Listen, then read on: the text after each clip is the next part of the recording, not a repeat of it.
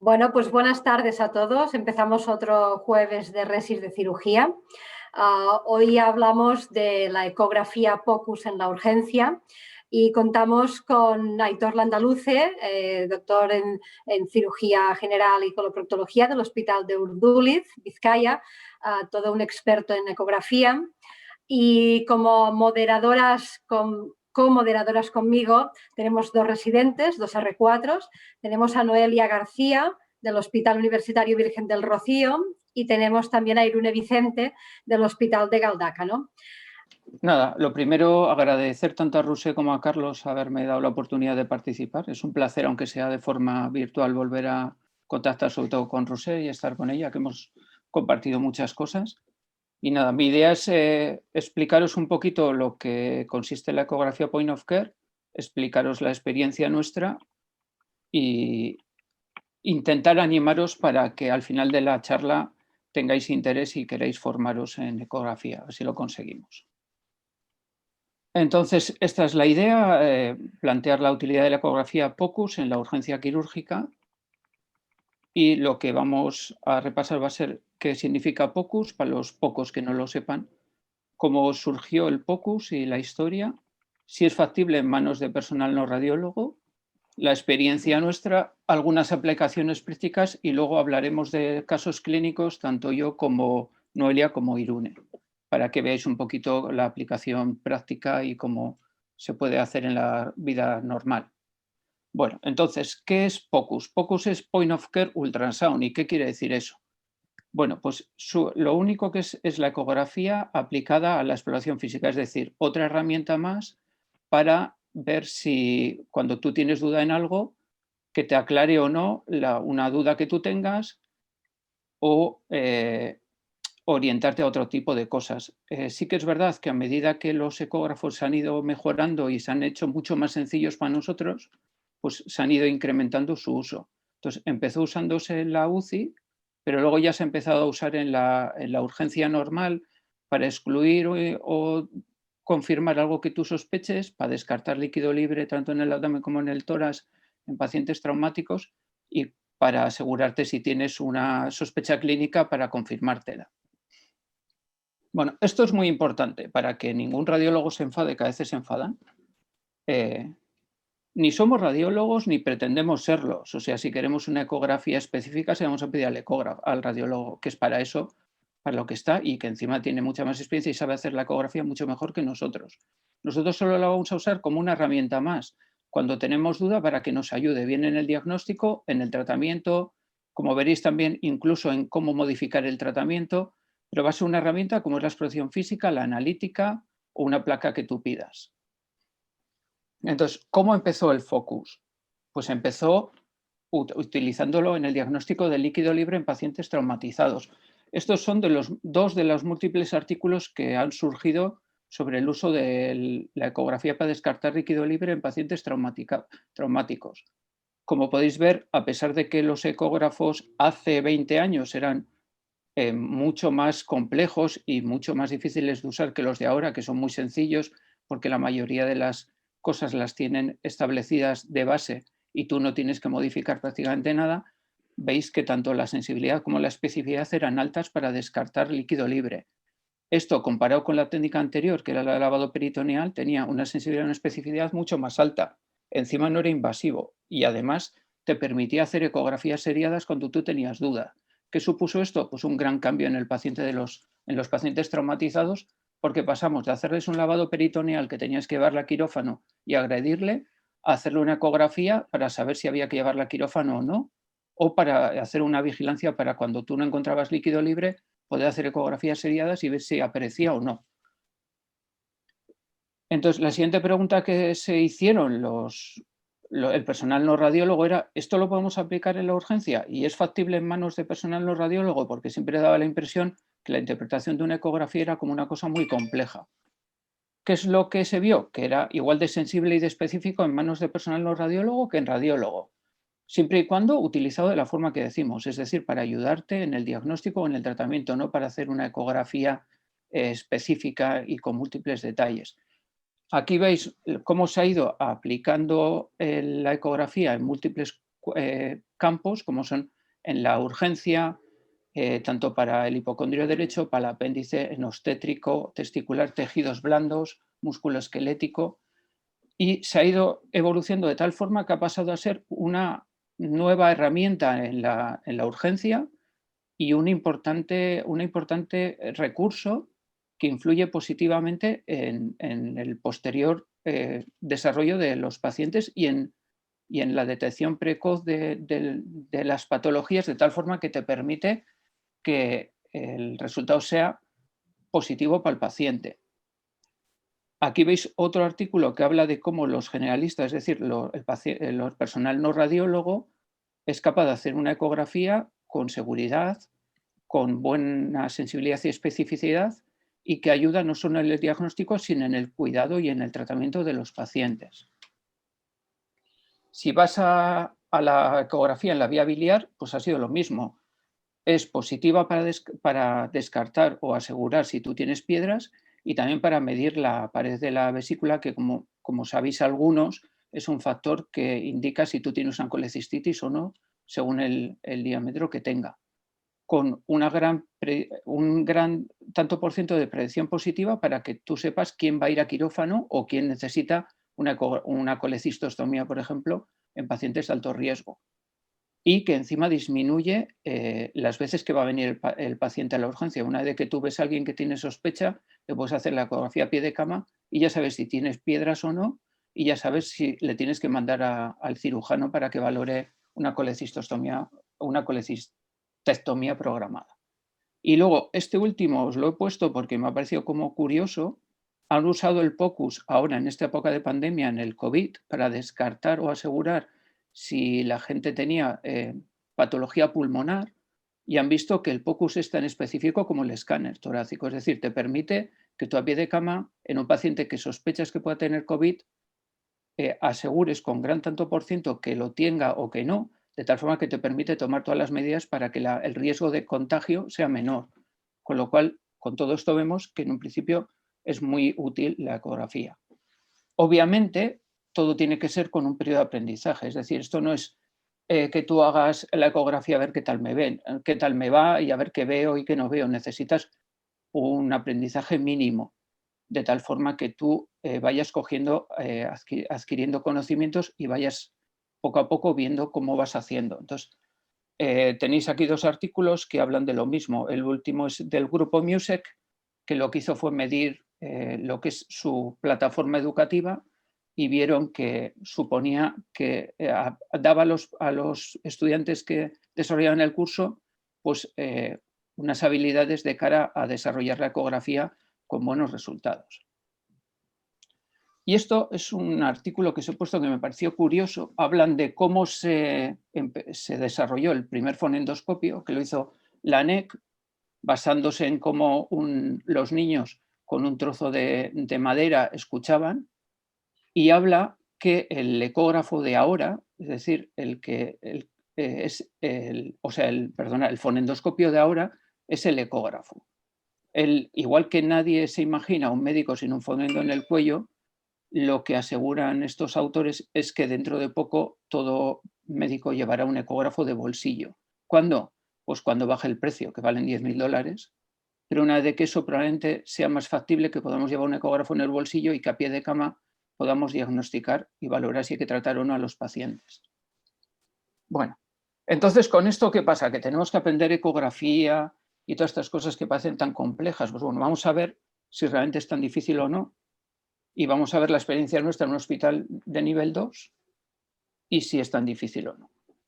Bueno, esto es lo que nosotros nos planteamos cuando empezamos a decidir que queríamos aprender ecografía. Yo creo que el primer término es muy importante, es decir, tú tienes que creer que la ecografía es una buena herramienta de cara a que todas las dificultades que te vayan a pasar por el camino las vayas sorteando para llegar a tu objetivo. Porque esto a veces no es fácil. A veces tienes el problema de conseguir un ecógrafo, tienes que negociar con la urgencia, tienes que convencer a los radiólogos que tú realmente solo quieres como ayuda y que no es para pisarle su terreno, y a veces es un poco complejo. Entonces, después de eso, obviamente, tienes que pensar cómo vas a aprender o en qué curso te vas a basar. Yo os he puesto los dos cursos que nosotros pensamos que eran buenos y que realmente ahora también probablemente sean los más, a este nivel, más prácticos. Uno es el MUSE, que es el curso de ecografía que hace la Sociedad Europea de Trauma y Cirugía de Urgencias, que es un curso muy práctico y que te permite salir con unos conocimientos básicos y con ganas de poder empezar a hacer ecografía, que es un curso que dependiendo de dónde lo hagas va a ser 1 o 2 días y que te ayuda por lo menos a empezar a hacer. Y el otro es el diploma para cirujanos de la Universidad de Zaragoza, que se ha cambiado a ser un poco más práctico y que se quiere que se haga una estancia de 1 o 2 días en algún hospital que no solamente practique POCUS, sino que también ecografía endoanal, hepática, de cara a que los estudiantes, aparte de aprender la teoría, también desarrollen la parte práctica. Y luego, obviamente, después de todo esto, tienes que plantearte valorar tus resultados con una auditoría. Nosotros lo hicimos así y lo que hicimos fue comparar los resultados con el resultado de los radiólogos y o con lo que hallábamos en el quirófano. Fruto de esto surgió un estudio prospectivo con el grupo del doctor Martínez Casas, en la cual 2 hospitales de nivel 2 estudiábamos los pacientes, aportando cada hospital el 50% de los pacientes. Se estudiaron 228 pacientes y la sensibilidad, como veis, fue de un 90%, la especificidad de un 91%, 95% de valor predictivo positivo y 64% de negativo. Es decir, nuestros resultados se podían equiparar a lo que había a nivel europeo o mundial, con lo cual parece ser que sí podemos hacer ecografía y que una vez que hagas un aprendizaje adecuado, pues tus resultados son buenos. Después de esto nos planteamos la siguiente pregunta es, ¿puede pasar que el uso de la ecografía cambie tu actitud en la urgencia? Pues hicimos un estudio prospectivo otra vez, con 104 pacientes en nuestro hospital y estudiamos las patologías habituales, la colecistitis, la apendicitis, la diverticulitis, accesos de pared e intraabdominales, obstrucción intestinal, las diversas hernias, neumotoras y derrame pleural. Y lo analizamos en 2 campos principales, el diagnóstico y el tratamiento. En el diagnóstico, ¿qué queríamos ver? Si se confirmaba nuestra sospecha inicial o si después de hacer la eco nuestra cambiaba el diagnóstico. Y en el tratamiento lo basamos en otros 2 ítems, que era el cambio en la estrategia o cambio en el tratamiento. En el cambio en la estrategia, lo que viéramos es si cambiaba la orientación que nosotros habíamos hecho de ese paciente, si se necesitaban nuevos exámenes o si después de hacer nuestra ecografía ahorrábamos pruebas. Es decir, evitamos hacer un escáner o una ecografía del radiólogo. Y en el cambio en el tratamiento, lo que analizamos era si después de nuestra ecografía parábamos el tratamiento que tenía previo, si añadíamos algún nuevo tratamiento, si esto nos ayudaba a decidir hacer un procedimiento ecoguiado como una colecistostomía o un drenaje de un acceso de pared, por ejemplo, o si hacemos exámenes seriados ecográficos, por ejemplo, en un neumotórax pequeño, que tú lo vas examinando con una ecografía y vas viendo si aumenta o no. Bueno, entonces los resultados, volvimos a ver que nuestros resultados seguían siendo buenos, ¿no? De 104 pacientes, en 96 la ecografía que hicimos era el diagnóstico igual que lo que luego veríamos con el resultado de los radiólogos o con el resultado en el quirófano. Y en cuanto al diagnóstico, en 67 el diagnóstico que teníamos previo se confirmaba con la eco y en 29 cambiaba, con lo cual la ecografía sí que nos ayudaba a cambiar el diagnóstico. Y en el tratamiento pasaba lo mismo, en 60 pacientes cambiaba la orientación, en 49 cambiaba la orientación en el tratamiento y 28 nos ahorrábamos el examen, con lo cual si miramos ahora esto que se mira tanto de los costes, pues ahorrábamos también un dinero. Y en cuanto al tratamiento, en 5 hacíamos ecografía seriada, 5 parábamos el tratamiento, 4 necesitaron un tratamiento añadido y en 9 pacientes hacíamos un proceso intervencionista ecodirigido después de hacer la ecografía nuestra. Con lo cual, yo creo que hemos demostrado que en manos de un cirujano medianamente formado se puede hacer ecografía bien, sin ningún problema. Vale, entonces, ¿cómo lo hacemos? Bueno, primero lo que hacemos es un barrido abdominal por ventanas, es decir, hacemos un FAS abdominal normal. ¿Por qué? Nos permite practicar para una futura evaluación de un paciente traumático, que tampoco nos viene mal. Nos da idea si el proceso es una peritonitis difusa o localizada, es decir, yo tengo una apendicitis. Si veo que hay líquido en el Douglas, ya sé que es una localizada. Si encima tiene líquido en Morrison, ya tengo que sospechar que es una difusa. ¿Eso qué va a suponer? Que según estos hallazgos nos va a ayudar a priorizar los pacientes. Si tengo varios pacientes con una patología, dependiendo de la ecografía que yo haga y del líquido que vea o no, voy a saber de una forma más objetiva qué paciente tiene que ir primero a quirófano y quién no. El FAS lo hacemos como habitualmente, como sabéis ya muchos. O sea, vamos a la ventana de Morrison, lo que hacemos es entre el 11 y el 13 espacio, en la línea media axilar anterior, y lo que tenemos que tener en la imagen es el riñón derecho, el hígado, el diafragma, y ya sabéis, la imagen especular en la cual se ve el parénquima pulmonar debajo. Necesitamos que esté todo el Morrison en la imagen. Ahí esa ecografía que tenemos necesitaríamos ampliar un poco la imagen para ver el borde superior, porque a veces el líquido solo aparece en el borde superior y lo que nos parece que es un Morrison normal no lo es. En el Kohler lo que hacemos es ponerlo lo más posterior que podamos, muchas veces es mucho más posterior que lo que creemos, y lo que hacemos es entre el 9º y el 11º espacio, y lo que tenemos que ver es el riñón izquierdo, como decía en la imagen, el bazo y el diafragma. Y en el supravesical, pues lo que tenemos que hallar es la vejiga. En la vejiga hay un truco cuando tú tienes dudas si hay líquido o no, que es oscurecer al máximo la imagen de tal forma que comparas el líquido que hay dentro de la vejiga, que es líquido, con lo que tú tienes alrededor. Si el líquido que hay en la vejiga es igual que lo que hay fuera, pues quiere decir que hay líquido libre. Vale, entonces, ¿luego qué hacemos? Normalmente lo que hacemos es centrarnos en la zona que creemos que tiene el problema con una sonda lineal, normalmente. ¿Por qué? Porque nos da un detalle mejor de la zona, aunque nos limita la zona, salvo en la vesícula, donde vamos a usar una curvilínea. Entonces, esto es más o menos la exploración normal. Hacemos un barrido con un FAS y luego vamos a la zona donde creemos que está el problema para ver si vemos o no alguna patología. ¿Y qué nos puede aportar la ecografía en la urgencia? Pues mirad, nos puede hacer ver el peristaltismo normal. ¿Veis cómo se va moviendo el asa con movimientos peristálticos normales? Sin ningún problema. ¿Qué nos puede aportar también? Medir el diámetro del asa.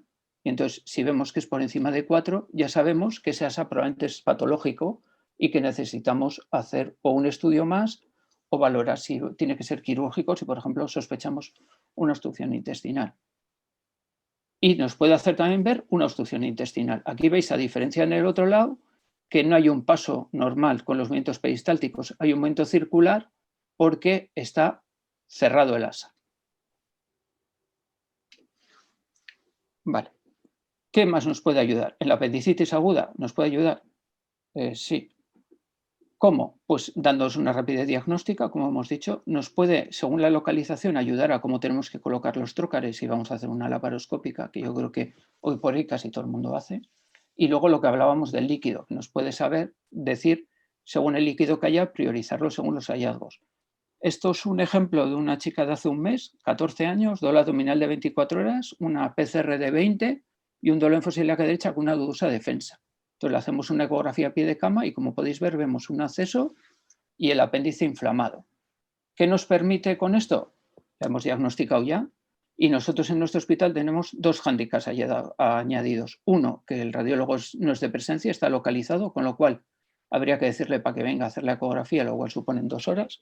O que le haga un escáner a la chica de 14 años, con lo cual la radiamos también, teniendo en cuenta que con la eco ya se ve, y que también supone 1 hora y media. Y luego tenemos otro problema añadido, que es que en nuestro hospital a día de hoy no se opera nadie que sea COVID positivo. Es decir, tenemos que hacer una PCR antes de operarlo, que supone 1 hora si tenemos suerte y conseguimos que haya el reactivo dorado, que es el de la PCR urgente. Con lo cual, haciendo esta ecografía, pues hemos ahorrado 3 horas al paciente, lo cual no está mal teniendo en cuenta que tenía una apendicitis evolucionada con un acceso. Otro ejemplo, colecistitis aguda, lo mismo, nos va a dar rapidez diagnóstica y luego nos va a hacer dar ayuda cuando vamos a colocar los trócares. Mira, esta señora tiene esa vesícula que está inflamada y lo que está marcado en azul es la arcada costal. La vesícula está debajo de la arcada costal. Yo creo que a todos nos ha pasado que tú pones los trócares de forma habitual y va y no te llega el aparato porque está más arriba de lo que tú pensabas. Con esto, ¿qué te permite? Que tú, al que sospechas, si le haces la ecografía, si lo ves que está debajo de la arcada costal, puedes subir los trócares un poco de tal forma que te permita trabajar con más comodidad en la cirugía y que te lleguen los instrumentos. Esto es una hernia inguinal o crural. Te va a hacer la localización si es inguinal o crural, vas a ver si está encarcerada o no, te va a permitir priorizarla. En la imagen veis que hay una imagen con líquido, pero no hay un asa intestinal. Es decir, en ese caso, si tendrías otro paciente para operar, este podría esperar porque no está complicado. Y luego te permite decidir la vía de abordaje. Si habría un asa de intestino atrapado en el saco, pues probablemente deberías de plantearte hacer una vía preperitoneal que te va a permitir un mejor acceso al asa, una mejor resección y una cirugía a la vez de reparativa. Bueno, esta es otra opción. Cuando tú tienes un dolor crónico, o en nuestro caso en un abdomen abierto, cuando el diámetro o la separación entre los dos bordes musculares es mayor de 10 centímetros, nosotros lo que aplicamos es toxina botulínica. ¿Cómo? Pues lo que hacemos es introducimos la aguja y lo que colocamos es o bien la toxina botulínica en el caso de abdomen abierto, o bien analgésico con corticoide en el caso de un dolor crónico entre el oblicuo y el transverso, como hacen el TAP los anestesistas. Otro ejemplo, una adenopatía inguinal. Yo creo que a todos nos ha pasado que te parece que está ahí mismo, vas al quirófano y estaba más allá, aquí no sabes dónde está. De esta forma que nos permite localizarla, de tal forma que la marcamos y nos permite hacer una incisión pequeña y nos permite medir a qué profundidad está para que sepamos dónde está. Eso nos va a permitir hacer una cirugía con una incisión más pequeña y probablemente con local, si haría falta en un paciente con riesgo. Bueno, esto es más o menos todo. Luego yo creo que hacemos las preguntas, ¿no? Entonces, ¿sigo con los casos? Sí, vale. Bueno, entonces, os voy a presentar yo 3 casos y luego tanto Noelia como Irún nos presentarán otro par de ellos. Este es el primer caso, que es una mujer de 59 años con antecedente de hernioplastia umbilical, ingresada posteriormente por acceso en pared resuelto con drenaje y que viene por bultoma sobre la cicatriz con dolor y sin fiebre. Entonces, nos gustaría saber qué es lo que haríais vosotros. Si la ingresaríais si le haríais antibiótico empírico y la mandaríais a la consulta, si le haríais un escáner para descartar colección o si la derivaríais a urgencias para que lo valore tu compañero y valore drenar o lo que sea. Bueno, entonces la mayoría le mandarían a urgencias para drenar, ¿no? Bien, vale. Bueno, pues ahora os digo yo otra opción, que es esta. Espera, a ver si quito. Vale. ¿Y por qué no le hacemos una ecografía? ¿No? Le hacemos una ecografía. Veis el diagnóstico donde está la colección, la medimos, cuánto mide, hacemos un tratamiento codirigido donde veis ahí que la hemos drenado y comprobamos cómo lo hemos drenado, ¿no? Fácil, en la consulta, y le mandamos al señor para casa sin problema y resuelto el problema. Bueno, este es el segundo caso. Hombre de 60 años que acude por tumefacción dolorosa y roja en mama en tratamiento antibiótico durante 10 días y entonces queremos saber qué haríais. Si cambiar los antibióticos y un control evolutivo, una mamografía prioritaria, porque da la casualidad que este paciente había tenido un antecedente de una neoplasia gástrica y una neoplasia rectal que fue operado como hacía un año y por si acaso tiene un tumor sincrónico o derivar a urgencias para drenaje. ¿Vale? Nadie le pone antibiótico, ¿vale? Un 18% pide una mamografía, que no está mal, ¿eh? Y la mayoría lo mandaría para drenar, ¿vale? Muy bien. Vale, pues vamos a ver. Bueno, pues le hacemos una eco. ¿Y qué es lo que vemos? Vemos dónde está el acceso y vemos la zona de mejor drenaje. Esto es un poco guarrada, ¿eh? Pero es para que veáis cómo hemos conseguido drenar en el sitio específico con una incisión pequeña y conseguimos drenar el pus con una mínima incisión. Con lo cual también nos podría valer. No es difícil, ves dónde está la colección y nos permite ver una incisión muy pequeña. Espera, que os la enseño y quito ya esto.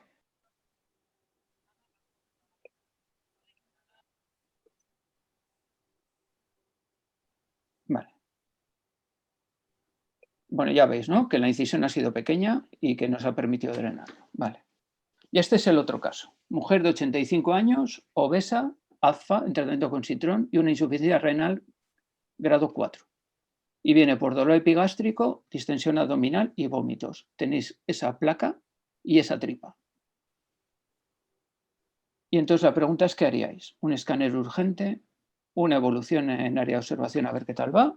¿O le llevaréis a quirófano? Bueno, pues la mayoría le haría un escáner, que es lo que haríamos casi todos, ¿eh? Vale, quito esto, ¿no? Vale. Pues nosotros le hacemos una eco. Veis la ecografía y veis el movimiento de las asas que no termina de arrancar, es decir, está obstruida en una hernia epigástrica. ¿Qué nos permite? Pues llevarla a quirófano y ver que tenía un epiplón deslizado con anillos de constricción e intestino delgado que recupera la viabilidad, hace un hilio de 3 días y le mandamos al 5.º día para casa. Pues esto es lo mío. Muchas gracias. Perfecto, muchas gracias, Aitor. Pues seguimos con los casos y luego al final de todo damos paso a las preguntas. ¿De acuerdo? Y Noelia nos empieza con su primer caso. Hola, buenas tardes. Bueno, en primer lugar, agradecerles también la oportunidad de participar en estas sesiones. Yo me presento, soy Noelia García, ¿vale? Soy residente de 4º año del Hospital Universitario Virgen del Rocío. Bueno, como ya muy bien nos ha presentado el doctor Landaluce, la ecografía pues parece que es una herramienta bastante útil para el cirujano como herramienta diagnóstica y que nos permite examinar o aportar bastante información a pie de cama del paciente. Cuando hablamos de la ecografía, no solo nos quedamos en lo que nos aporta a nivel diagnóstico, sino que nos podemos preguntar si tiene más utilidades para nosotros como cirujanos. Fundamentalmente, si tiene alguna aplicación a nivel del tratamiento. Nos podemos trasladar hasta 1953, cuando se describe el primer caso de un absceso hepático tratado por vía percutánea. Desde entonces, fundamentalmente de las décadas de 1980 hasta la actualidad, con todo el desarrollo tecnológico y de pruebas de imagen, pues se ha ido evolucionando en este sentido hasta llegar a la actualidad a un perfeccionamiento y desarrollo de técnicas percutáneas intervencionistas tal como el que tenemos. ¿Cuáles son las indicaciones de estas técnicas percutáneas? Bueno, ya hemos visto algunas y en realidad son infinidad de patologías las que podemos tanto diagnosticar como tratar mediante o ayudar a tratar mediante la ecografía, tanto patología a nivel hepático como puede ser un absceso o un quiste hepático simple, como patología intraabdominal, como una colección postoperatoria, también la patología de pared, como ya nos ha comentado el doctor Landaluce, con la aplicación de botos o la colocación de catéter de neumoperitoneo para realizar un neumoperitoneo progresivo en las hernias que tienen una pérdida de derecho a domicilio, en el abordaje de la patología biliar, pero como digo son infinidad de patologías y de técnicas las que se han ido desarrollando y que podemos aplicar en este sentido. ¿Qué ventajas van a tener fundamentalmente? Pues frente a los procedimientos quirúrgicos van a implicar menor dolor para el paciente, un mejor resultado estético y sobre todo una menor morbilidad, dado que no sometemos al paciente a las complicaciones asociadas a la anestesia general o a la propia agresión quirúrgica. Son procedimientos accesibles, rápidos y económicos, y las limitaciones fundamentales pues, son las derivadas de la dificultad técnica que pueda tener el procedimiento. Todo esto ha conducido, ha llevado a que haya un aumento de las indicaciones de este tipo de terapéuticas. Como también muy bien ha comentado el doctor Landaluce, el que aumente el número de indicaciones o de aplicaciones que puede tener la ecografía nos obliga a plantearnos un plan formativo para los cirujanos y una estrategia de implantación en los propios servicios de cirugía, de forma que puedan formarse incluso algunos de los cirujanos, de los facultativos del servicio y puedan servir de elementos difusores para el resto de compañeros, de forma que esto nos conduzca a la capacidad de llevar a cabo procedimientos intervencionistas los 365 días del año. Bien, sin más dilación, presento un pequeño caso clínico para representar pues lo que estamos comentando. Nos encontramos de guardia probablemente en unas semanas, el 24 de diciembre en nuestro hospital. y nos avisan para valorar a un paciente de 72 años que como antecedentes presenta hipertensión arterial, hipertensión pulmonar y un infarto hace 6 meses, que se trató mediante revascularización. El paciente acude por una clínica de dolor en hipocondrio derecho de 13 días de evolución que asocia náuseas y vómitos, así como fiebre de 38 grados, niega coluria o acolia. Y cuando lo exploramos, bueno, el paciente presenta estabilidad hemodinámica, mantiene buena tensión arterial, no se encuentra taquicárdico, y cuando hacemos la exploración abdominal encontramos que el paciente presenta dolor en hipocondrio derecho y un Murphy positivo. Se le realiza una analítica en el que se observa 19.700 leucocitos con desviación izquierda y una elevación y un aumento de la PCR de 170. El perfil biliar es normal, se realiza ecografía. En este caso la realiza el radiólogo porque en nuestro hospital pues no está implantado tal como nos planteaba el doctor Landaluce el que nosotros tengamos esa facilidad para realizar el POCUS, sobre todo en el ámbito diagnóstico. Y también porque disponemos de radiólogo presencial los 365 días del año. En la ecografía, como vemos, se aprecia un engrosamiento de la pared vesicular con una litiasis en su interior, lo que nos lleva con toda la clínica, exploración y las pruebas complementarias del paciente a diagnosticarlo de una colecistitis aguda Tokio 2. ¿Qué tratamiento planteamos? Dadas las características del paciente y el tiempo de evolución, se plantea en este paciente un tratamiento conservador con antibiótico y tras 24 horas, por el nuevo equipo de guardia, es reevaluado. Encuentran al paciente con persistencia del dolor abdominal, aún con febrícula, y empieza a encontrarse taquicárdico, con una frecuencia de 105, sin que aún haya repercusión en la tensión arterial. Una analítica con empeoramiento de los restantes de fase aguda. Por lo tanto, lo que nos encontramos es ante un paciente con una colecistitis aguda Tokio 2 que no está teniendo buena respuesta al tratamiento médico. Y en este punto volvemos a reevaluar qué opciones tenemos. Podríamos plantearnos operar al paciente o realizar una colecistostomía percutánea. Bueno, el objetivo de esta presentación no es ni mucho menos revisar el manejo de la colecistitis aguda. Sin embargo, bueno, sí podemos estar de acuerdo en que el planteamiento de realizar una cirugía habría que tener en consideración las dificultades técnicas derivadas por el tiempo de evolución del cuadro en el paciente, así como el riesgo quirúrgico y anestésico por las características de nuestro paciente. Por otro lado, el realizar una colecistostomía percutánea sería un procedimiento menos invasivo con una menor tasa de complicaciones. ¿Qué problema podríamos tener? Que no disponemos de un radiólogo intervencionista presencial en el hospital los 365 días del año y justamente nos encontramos a viernes 25 de diciembre con un fin de semana por delante y tenemos a nuestro paciente con mala respuesta al tratamiento que le estamos dando. Bien, pues en estos casos, si nosotros tenemos un equipo quirúrgico formado en la realización de técnicas intervencionistas percutáneas guiadas por ecografía, pues podría ser una solución bastante razonable para este paciente, como ocurre, por ejemplo, en nuestro hospital. Simplemente señalar, en este paciente que en un caso real se realiza un drenaje percutáneo transepático, ¿vale?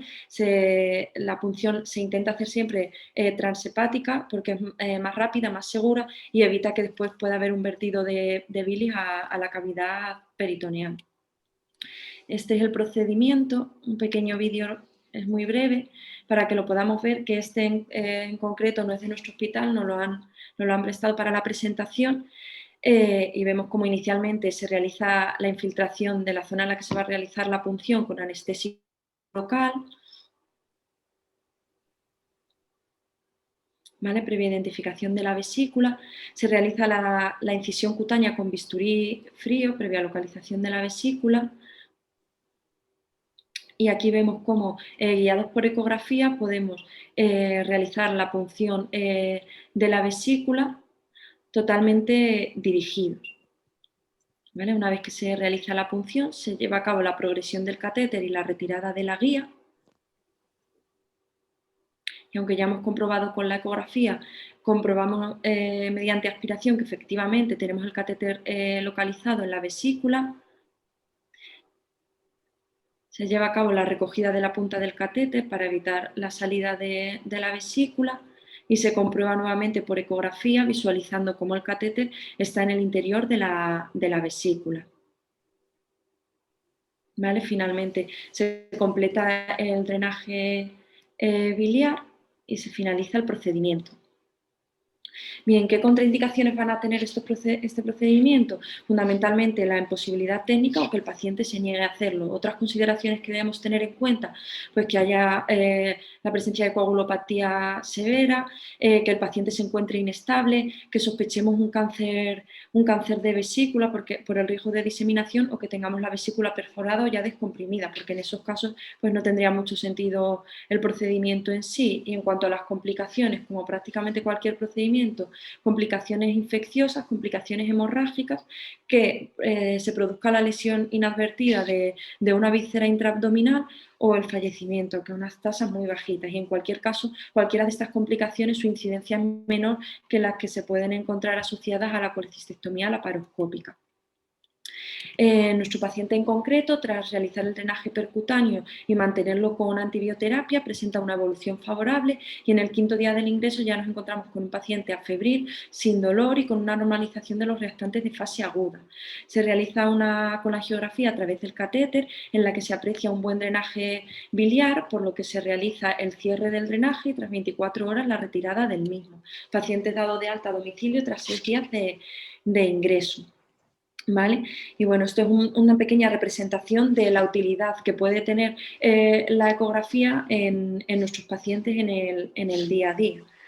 Posteriormente, si queréis, podemos comentar al final o si tenemos alguna pregunta. Perfecto, Noelia. Pues si os parece, pasamos a la presentación de Irune y luego comentamos todas las dudas, las preguntas que haya, ¿de acuerdo? Buenas tardes, mi nombre es Irune Vicente, soy residente de 4º año de Cirugía General del Hospital de Galdacao Usansolo en Vizcaya. Les voy a hablar un poco sobre la utilidad de la ecografía en el diagnóstico urgente del neumotórax. Imaginemos que estamos en de guardia, en la urgencia. Recibimos un aviso desde la ambulancia de que van a traer a un paciente de 65 años que no tiene otros antecedentes salvo hipertensión y EPOC, que se ha precipitado desde una altura de 8 metros. En la ambulancia nos dicen que el paciente mantiene tensiones, que satura bien y que está consciente, un Glasgow de 15. Es llevado inmediatamente a un box central donde le ha caído algún punto la tensión, pero no significativamente, está algo taquicárdico y llama la atención que la saturación está bajando, no llega a 90 a pesar de las gafas nasales, respira espontáneamente, está algo taquipneico y refleja algo de dolor en la 6ª y 8ª costilla derechas, donde tiene un poco de crepitación. Y una rápida auscultación pues tampoco nos da muchos datos, no muestra hipoventilación. No se queja de dolor abdominal, está fajado de la pelvis y tampoco vemos que tenga fracturas abiertas en extremidades. A continuación, en pocos minutos el paciente comienza a empeorar rápidamente, comienza a estar más taquipneico, está con disnea, dificultad respiratoria, le disminuye el nivel de conciencia y le cae la tensión hasta 80-40, le aumenta la taquicardia y también cae la saturación. Ahora mismo le volvemos a explorar y parece que tiene una discordancia en la respiración en ambos emitoras, esto es, parece que tiene un bolet costal. Les vamos diciendo a las enfermeras que nos vayan preparando la maleta del pleurevac y como tenemos un ecógrafo al lado, le realizamos un barrido rápido en el que vemos las imágenes que se muestran aquí. Inmediatamente después le colocamos un tubo de drenaje endopleural en el 5º espacio intercostal derecho a pie de cama y el paciente mejora notablemente y nos permite seguir con el resto de la evaluación. ¿Qué es lo que hemos hecho? Pues ahora lo vamos a explicar. Para comenzar un poco, decir que el traumatismo torácico supone casi un cuarto de las muertes por trauma y más de la mitad de este tipo de traumatismos conllevan lesiones significativas en otro órgano o sistema vital. Y entre las afecciones tras un traumatismo torácico encontramos el neumotórax, que como sabemos es la acumulación de aire en el espacio pleural por un escape unidireccional de aire desde el pulmón o de una laceración en la pared torácica. Esto sería un neumotórax simple. Cuando el neumotórax es a tensión, esto es, el aire entra en la cavidad pleural pero no sale, se produce un desplazamiento de las estructuras mediastínicas hacia el lado contralateral, que colapsa el pulmón sano, se compromete el retorno venoso, haciendo que el paciente caiga en un colapso hemodinámico y posteriormente pueda fallecer. ¿Qué veremos por qué es importante la ecografía? Bueno, primero nos encontramos ante un paciente con alteraciones en el ritmo y la calidad de la respiración, con probable asimetría entre los emitoras y características como la ausencia de murmullo vesicular, hiperresonancia o auscultación.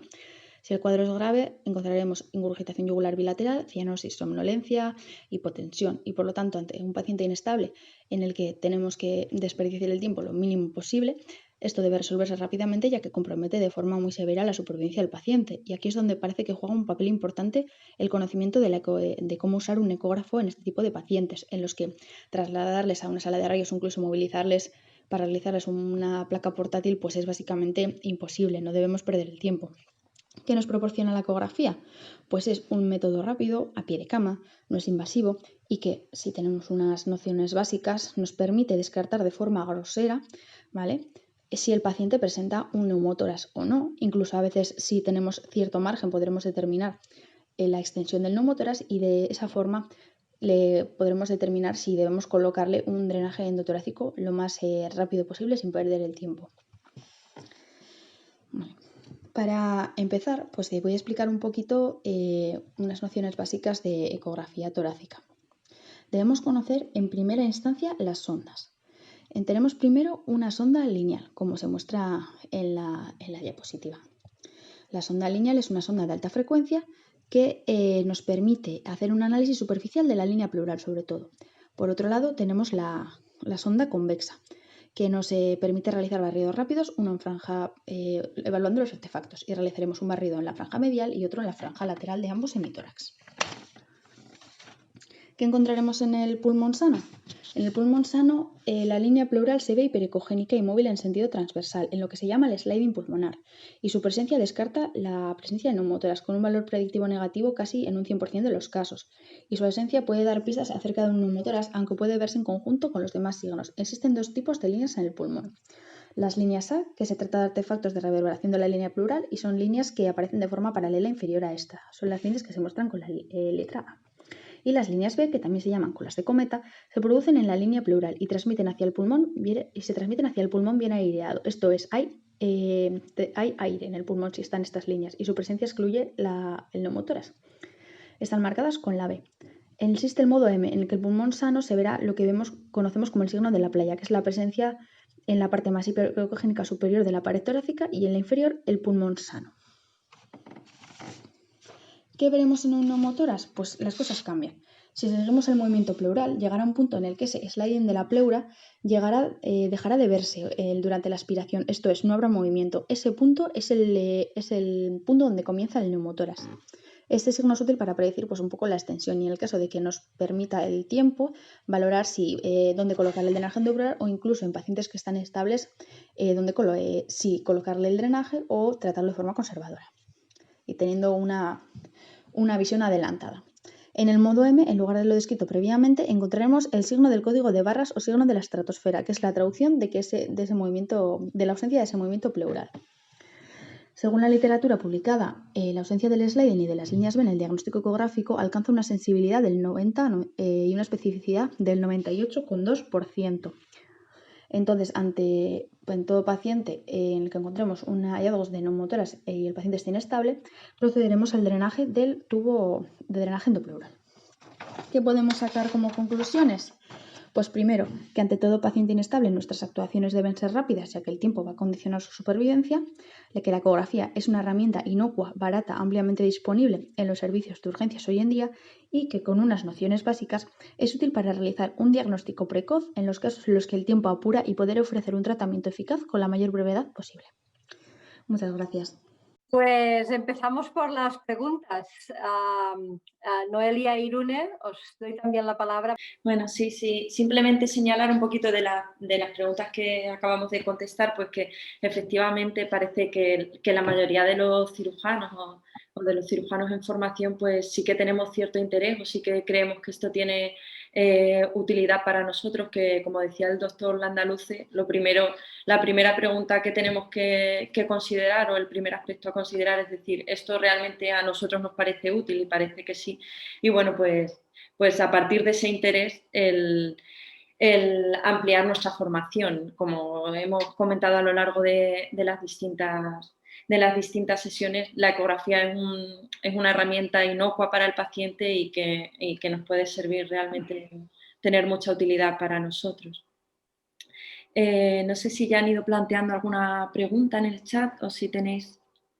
Sí, en el preguntas y respuestas hay unas cuantas. Mira, la primera ya la lanzo yo, a ver si nos dicen si nosotros aquí en España hemos tenido algún problema para implementar estos programas de ecografía nosotros frente a los grupos de radiología. Dicen que en México incluso se llevó a la Cámara de Diputados para que solo los radiólogos lo pudieran hacer. Suerte que esto se rechazó. Aitor, ¿tú tienes algún conocimiento de esto?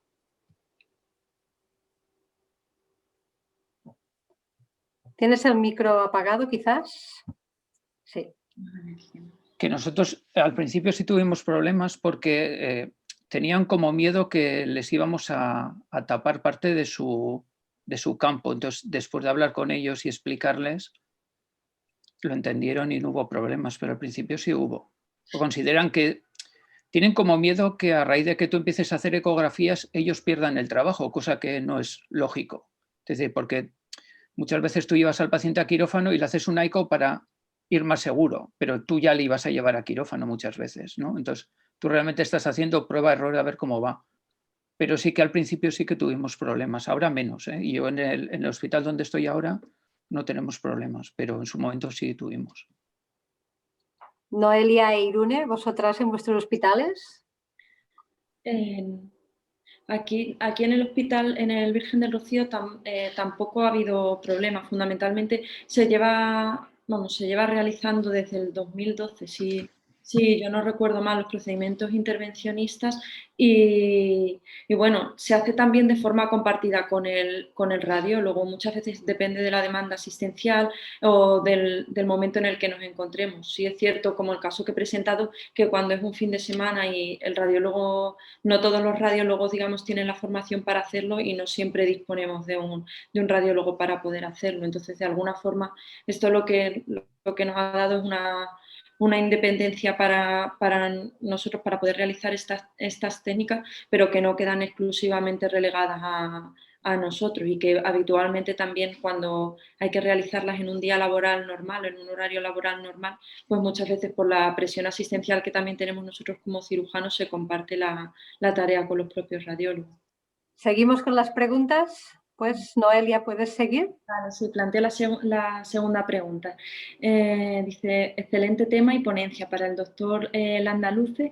¿Han estandarizado el reporte documental de POCUS para el expediente clínico? ¿Qué hay de imágenes? Pues todavía no, porque para eso necesitamos un sistema de conexión que lo hemos conseguido para eco endoanal, pero que tenemos que conseguirlo para la ecografía normal. Es difícil conseguir el reporte ese en la urgencia porque no tenemos un ecógrafo nuestro propio. Usamos el ecógrafo de la urgencia. Lo que puedes hacer es sacar las fotos, que es lo que he hecho algunas veces, y lo puedes adjuntar a la historia. Eso sí podrías hacer. Ahora sí que ponemos, cuando haces POCUS y pones el resultado tuyo. Eso sí que hacemos, que es no es la imagen, pero sí que es tu impresión diagnóstica. De acuerdo, siguen con lo que habías presentado, Aitor. En tu estudio de la POCUS había un porcentaje de ecos no bien realizadas o incompletas. Nos preguntan a qué casos se refiere. No es que sean incompletas, son que el diagnóstico que hemos usado nosotros, que nosotros hemos pensado que teníamos en la ecografía, luego no se ha demostrado. Es decir, bien la prueba radiológica o el hallazgo quirúrgico no ha sido el que nosotros teníamos en la ecografía. Entonces no ha sido una ecografía, ha sido una ecografía con un diagnóstico incorrecto, vamos a decir. No es que no se haya hecho, es que el diagnóstico no ha sido el que luego has hallado después.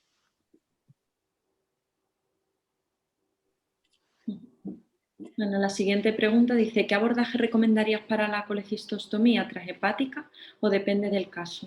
Bueno, aquí fundamentalmente la intentamos realizar transhepática, porque al perforar la vesícula en la cara hepática, pues evitamos que después pueda haber un vertido de bilis a la cavidad peritoneal y digamos que la propia hemostasia por el contacto con el lecho hepático es mejor. El único problema que que habría que considerar en caso de que haya discrasias sanguíneas o problemas de la coagulación, que al hacer una punción transhepática pues sí podríamos tener problemas derivados del sangrado al atravesar el parénquima hepático. Nosotros las que hemos hecho las hicimos no transhepáticas, sino fuera, porque son más fáciles de hacer. Y eran casos extremos en los cuales eran sepsis generalizadas en las cuales necesitabas dar una solución. Si es verdad lo que dice Noelia, que la transhepática te da la seguridad o menos posibilidad de que la vesícula que le haces un agujero y luego haga una peritonitis. Pero también es verdad que es más difícil que hacerla libre. Obviamente lo ideal, las guías dicen que ahora es transhepática. Pero si no sabes hacer transhepática y lo que importa es solucionarle el problema al paciente, pues igual te tienes que plantear hacerla abierta con ese riesgo, pero por lo menos drenar la bilis contaminada. Pero hombre, lo ideal es transhepática también. Carlos quería hacer un comentario, no sé si tienes la posibilidad. ¿Estabas con el micro cerrado? Sí. ¿Ahora? Sí, se te oye bien. Sí. Vale. No, disculpas que he tenido que salir corriendo, suerte de los móviles. Pero no quería quedarme sin primero felicitar a Aitor por la presentación y más que por la presentación, que me ha encantado, por la forma como introdujo la ecografía en su servicio, que no fue ya sea hacer ecografías y empiezo hoy y me lanzo, sino que utilizo un método científico, empezó haciendo estudios y validando su actividad y viendo que tenía valor para los pacientes. Comentabais sobre el tema de los radiólogos que pueden sentir cierta competencia o que se les quita el trabajo, que esto creo que ya ha quedado claro. Mi pregunta era referida en cuanto a cómo hizo para convencer a todos sus compañeros de servicio que esto valía la pena hacerlo y que todos teníamos que tirar del mismo carro. Y nada, felicidades a todos y disculpad por haber tenido que desconectarme. Gracias, Carlos. Es que no he conseguido convencer a todos mis compañeros aún para hacerlo. En mi anterior hospital solo hacíamos 2 radiólogos, 2 cirujanos las ecografías, yo y otra compañera. Ahora sí que hay más gente haciendo. Yo creo que es en el hospital donde está Irune y en un principio hay más gente haciendo, que son los residentes que han ido acabando, que los hemos ido convenciendo y trayendo al lado del oscuro de la ecografía. Y en mi nuevo hospital sí que es verdad que a raíz de hacer esta presentación de prueba antes de presentarla aquí, sí que hay gente dispuesta a aprender. O sea que yo creo que es poco a poco, pero cada vez hay más cirujanos que se plantean la ecografía como un arma. Es cuestión de insistir. Perfecto, pues Noelia, seguimos con las preguntas. Plantea otro de los oyentes, dice, en vuestra experiencia, ¿habéis pasado por ese momento en el que tenéis que deciros a vosotros mismos, debéis correlacionar con la clínica? En ocasiones el proceso diagnóstico en urgencias para un cirujano de guardia es complejo. Los estudios de imágenes interpretados por un radiólogo son un apoyo por la otra voz. Otros ojos que lo ven. Usar POCUS nos convierte en juez y parte. ¿Es un arma de doble filo al inicio de la curva de aprendizaje? ¿Cómo lo abordáis? Yo creo que si estás al inicio de la curva de aprendizaje, lo que tienes que hacer es comparar con el radiólogo. Es decir, tú haces la ecografía y se la pides al radiólogo y la comparas. Cuando ya veas que tus resultados son iguales que él, entonces te puedes plantear ir directamente a quirófano. Yo creo que tienes que empezar con lógica. Primero ves que lo haces bien y luego cuando veas que lo haces bien, ya te fías de lo que tú haces.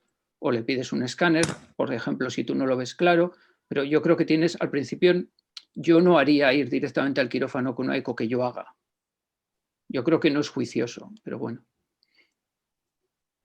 Esto es importante, que no somos radiólogos, que tenemos que correlacionar con la clínica y que nos es una ayuda, pero no es 100% fiable como una ecografía de un radiólogo, que esto delante de un juez, probablemente ahora en este momento tendríamos las de perder, por lo tanto tendremos que tener muy claro este concepto. Hay una pregunta para Irune, a ver si te puedes conectar o si no lo ponemos. No se me escucha, ¿se me escucha ahora? Mejor. Creemos que mejor. Nos dicen que en el caso de un neumotórax de tensión no se plantearía hacer una eco, que drenaje inmediato. Que ¿por qué perdemos el tiempo haciendo una eco? Bueno, en el caso de que sea un bolet igual lo tenemos más claro, pero por ejemplo sí que hay casos de neumotórax a tensión que no son visibles desde fuera, entonces tenemos el ecógrafo a mano haciendo barrido y le ponemos el tubo en el lado que sea. Yo creo que sí que es de utilidad. Al final te retrasa el tratamiento 10 segundos. Yo creo que es un error pensar que el que tú hagas una eco en el tórax vas a tardar mucho tiempo, vas a tardar 2 minutos. Te va a permitir medir el tamaño del neumotórax y igual te permite saber dónde tienes que colocar el tubo, porque a lo mejor es un neumotórax a tensión, pero solo tiene, por ejemplo, 3 espacios y le vas a meter en el 5.º espacio y la lías. Entonces, no me parece tan mal que tú le hagas una eco que tardas 1 minuto en un lado y 1 minuto en el otro. O sea, no es una técnica que va a suponer una pérdida de tiempo vital para el paciente. Entonces, yo no creo que es mala opción usarlo y medirlo y ver cómo es de grande.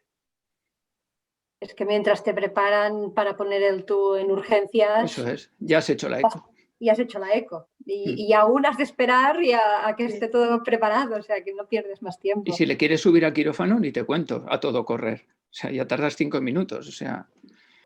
¿Sigues tú el hilo, Noelia? Vale, y así te vas conectando, Irune. La siguiente. Dice, si bien el tema es POCUS en urgencia quirúrgica, algunos aplicáis ya la ecografía para control evolutivo postoperatorio en la planta. A veces en ese contexto permite hacer manos en la ecografía, en un contexto más seguro y con menos presión. Es una afirmación, ¿no? Yo creo que sí. O sea, todo lo que tú uses la ecografía te va a venir bien para coger mano. Pues igual que hacemos el FAST en pacientes que no necesitan un FAST, pues es lo mismo. Cuanto más uses y más apliques, más sabrás hacer y más resolución tendrás. Probablemente de más habilidad para que después en Claro. la ecografía, como habéis planteado, torácica o en el pulmón, tardes 1 minuto. Eso es, y te va a pasar además que vas a saber que es normal, con lo cual cuando veas algo que es diferente a lo que has visto en lo normal, ya sabes que no es normal. Entonces yo creo que te ayuda. Sí, nunca está de más, por ejemplo, que tienes una guardia tranquila, te viene un paciente que ya viene con la ecografía de colecistilitis, oye, que estás bien, que tienes tiempo, le pasas un poco a la eco y practicas. Sí. No sé, creo que es de utilidad. Oye, Aitor, no me quedo con las ganas de preguntarte. Al principio nos has contado cómo empezaste a formarte, qué cursos decidiste hacer para intentar aproximarte a esta técnica. ¿Tú crees que nosotros como Asociación Española de Cirujanos, podríamos hacer más para potenciar esta técnica e incorporarla a nuestra especialidad? ¿Tendría sentido que la AEC hiciera algún tipo de curso para enseñar tanto a especialistas o residentes interesados en esta técnica? Yo creo que se ha estado haciendo en el curso precongreso de la AEC el curso MUSE, que es un curso muy, muy práctico y que realmente está muy rodado y que te da mucho manejo. Yo no creo que merecería la pena inventar nada que ya está hecho. Es decir, que el MUSE se ha estado haciendo... Yo creo que el último fue hace 2 años, en el último precongreso, y es un curso que por lo menos te quita el miedo de usar la ecografía y sales del curso diciendo voy a hacer ecos, que es lo que realmente necesitas. Luego ya te auditarás o ya buscarás si necesitas un curso más avanzado o algo más, pero ya lo tienes, ya está quitado el miedo de decir, es que al principio te parece todo como sombras chinescas, uy, ¿qué será esto? Qué raro. Y luego de repente te lo enseñan y dices, bueno, pues tampoco es tan difícil hacer un FAS, por ejemplo, ¿no? ¿Qué te parece? Aprendes a hacer un FAS en 3 minutos, realmente, después de ese curso. Y aprendes un poco básico de cómo abordar patología habitual, ¿no? Pues Roser también es instructora y en principio sabe. Yo creo que lo que habría que igual es potenciar los cursos que ya están hechos, más que inventar uno nuevo que al final yo creo que es como hacer más trabajo sobre un trabajo ya hecho. Creo, no sé.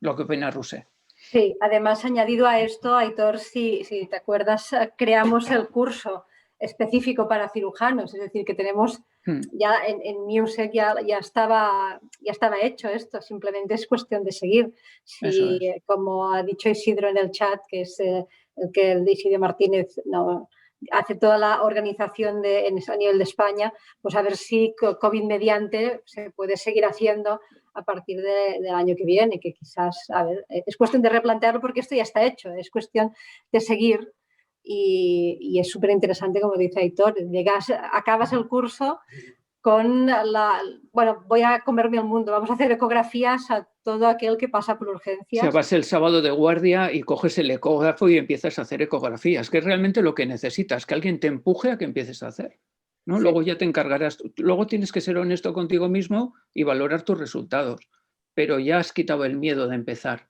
que es lo que a veces necesitas, ¿no? Que te parece como que es muy complejo, muy difícil, pero luego tampoco es para tanto. O sea, el básico, ¿eh? Luego otra cosa es si te metes en cosas más complejas. Esto ya hemos contestado otra pregunta que teníamos, pero entre medio hay una sobre el caso clínico que has presentado, el tercer caso. El mío. Sí. A ver. Nos dicen si habías presentado que con la ecografía valoras la hernia epigástrica, pero luego ¿no harías un TAC para valorar bien el abdomen y descartar otras lesiones? Hombre, teniendo en cuenta que he escondido un tema y es que se tocaba un bulto, ¿no? Yo toco un bulto, veo que tiene una asa metida dentro, pues será una hernia encarcerada, ¿no? No sé. Mi pregunta es, si el radiólogo en vez de hacerle un escáner le hace una ecografía y le dice que tiene una hernia encarcerada con una asa comprometida, ¿le pide un escáner al radiólogo? Es mi pregunta. Bueno, es una pregunta a realizar a muchos de nosotros, porque Claro. hay mucho cirujano que solo con eso no metería a una señora como tú has presentado, con la edad, con la patología, con el abdomen, no la metería en quirófano simplemente con una ecografía. Ya, pero tardamos 3 horas más en hacer un escáner con una asa metida dentro de una hernia. Entonces, es divertido, ¿no? Esperar 3 horas para ver si le resecamos el intestino, que es lo que va a pasar si le dejas 3 horas, ¿no? No sé. Es decir Esto que, depende de la... no, que digo que si te la haría el radiólogo, tú lo meterías a quirófano, dirías, no, ¿qué le voy a pedir al radiólogo que me haga un escáner que no me fío de su ecografía? ¿No? Digo, ¿no? Sí, discutiríamos, sí, para ver, realmente depende de si en nuestros hospitales el radiólogo está más próximo, está de presencia, o cuando si está en casa le envían el TAC y telemáticamente te lo escribe pronto y puedes llamarlo, oye, ¿qué ves? ¿Es una hernia y solo una hernia? Sí, vale, pues lo voy montando mientras haces el informe. Depende mucho. Perfecto. ¿Seguimos con preguntas? Vale. Dice, ¿cómo creéis que se forma la mayoría de los cirujanos en POCUS? Aunque eso ya lo hemos contestado, fundamentalmente con el curso del MUSEC. Dice, creo que si dejamos ver a los radiólogos que trabajan menos en la guardia, no habrá problemas. Supongo que eso viene en relación a si se sienten invadidos porque nosotros hagamos la ecografía. Pero es curioso porque lo hacen los gines, los urólogos, los cardiólogos, los respiratorios y no pasa nada. No sé por qué hay tanto miedo a que un cirujano haga una eco, que le va a quitar el mismo trabajo que le quita el urólogo, el ginecólogo, ¿no? El cardiólogo, el respiratorio. No sé por qué. Curioso. Quizás esto lo podemos unir a una pregunta que dicen que a nivel legal, que ya esto lo he pasado yo antes un poco así de puntillas, a nivel legal, si es que el cirujano hace un problema secundario al uso de la ecografía, ¿estaríamos respaldados? Es que tú no llevas a un paciente por la eco que tú haces, le llevas por todo. Hemos dicho que es una herramienta más, o sea, le llevas con la analítica, con la exploración, con la enfermedad que tú has evolucionado, ¿no? Y con la analítica, con todo, no solo con la eco. La eco es una cosa más que tú haces, pero no le llevas solo con la eco, ¿no? No vas a llevar... Si tú ves que te puede parecer una apendicitis, pero la tripa es normal, no le vas a operar. Pero yo no lo operaría ni aunque el radiólogo diga que es una apendicitis, le dejaría en evolución, ¿no? Entonces, yo creo que si tú lo llevas en un contexto de todo, nadie te va a decir que has hecho mal, porque tú no solo la has llevado por la eco, la has llevado por todo. Otra cosa es que lo lleves por una eco que tú hagas de una colecistitis, que esa es la duda. Si estamos respaldados, si tú le hagas una ecografía, ves una colecistitis y lo metes a quirófano. Esa es mi única duda. Que yo creo que ahí hay un vacío legal. Pero en lo demás, en un abdomen agudo, que tú ya te planteas que puede tener un abdomen agudo, tú lo llevas porque sospechas un abdomen agudo. Lo que pasa es que con tu eco sabes qué tienes que explorar primero, ¿no? Pero no le llevas solo por la eco que has hecho tú.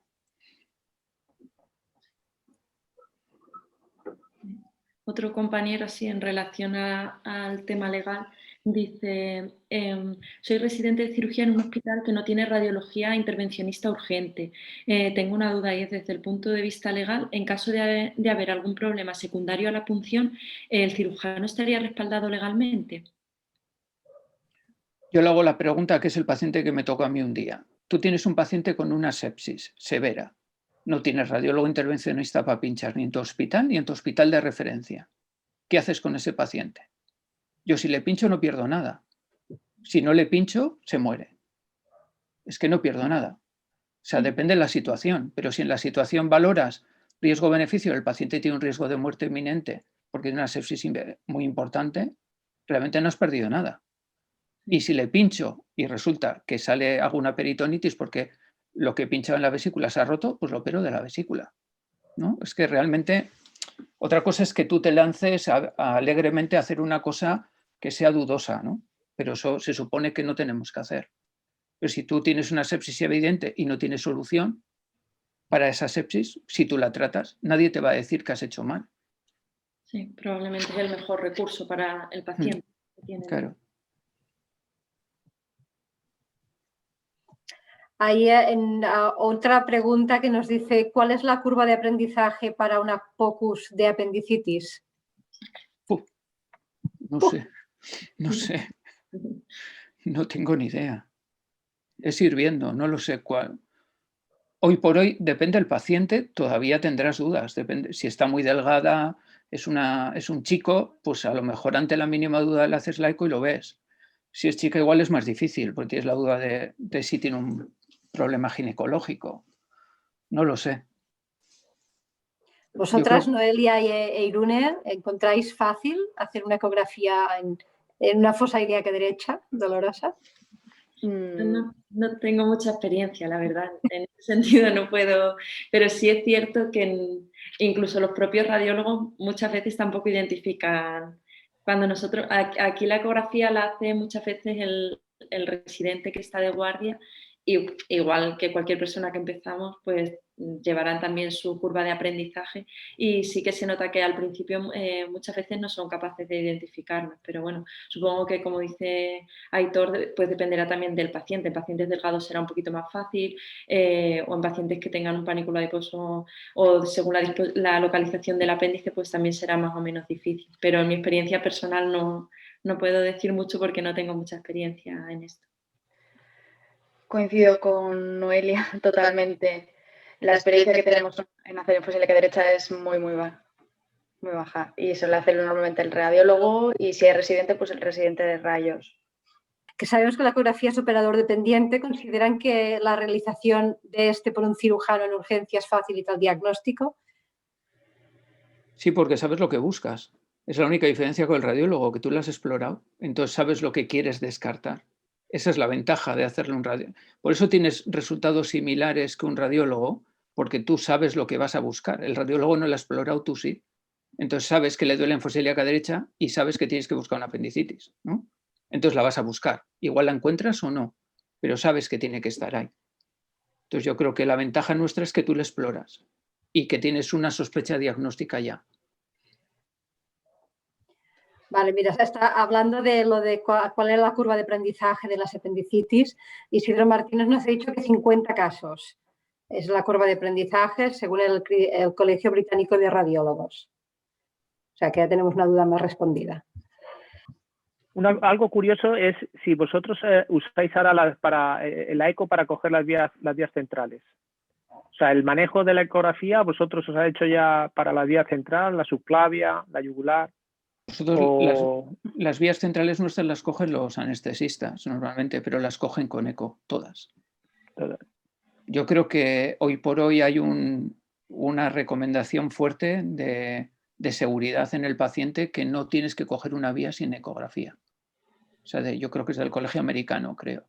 O sea, no tiene sentido no cogerla con eco, salvo que haya un problema, pero la seguridad que te da cogerlo con una ecografía no te la da que tú la cojas con los límites anatómicos.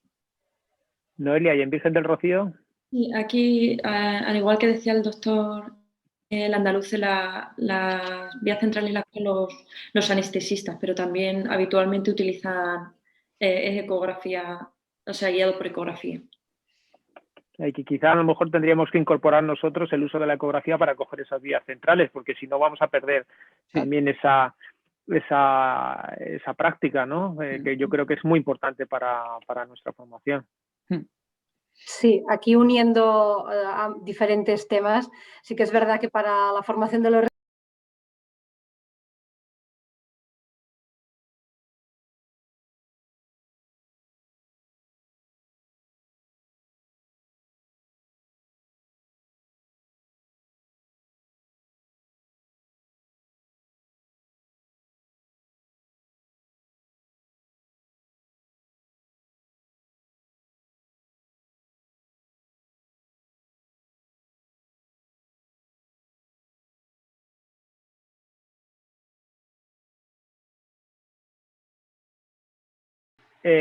agradecer desde luego a todos los compañeros que han compartido esta tarde con nosotros. Recordaros que la idea de estas sesiones es que sea algo colaborativo entre todos, o sea que aquí tenemos un hashtag que estamos usando en Twitter, ResisCirugía, y que si quieres, como pone en la diapositiva, si quieres participar en las sesiones, bien como ponente, como moderador, pues ahí tienes un correo electrónico al que puedes escribir, que serán recibidas todas las ofertas y todas las proposiciones de forma fenomenal. Y recordaros que estas sesiones las estamos haciendo cada 2 semanas. La gente de Altaya, Manresa, ahora han cogido una periodicidad de quincenal. Gracias a todos. Muy bien, hasta luego, gracias. Adiós. Hasta luego. Hasta luego. Adiós.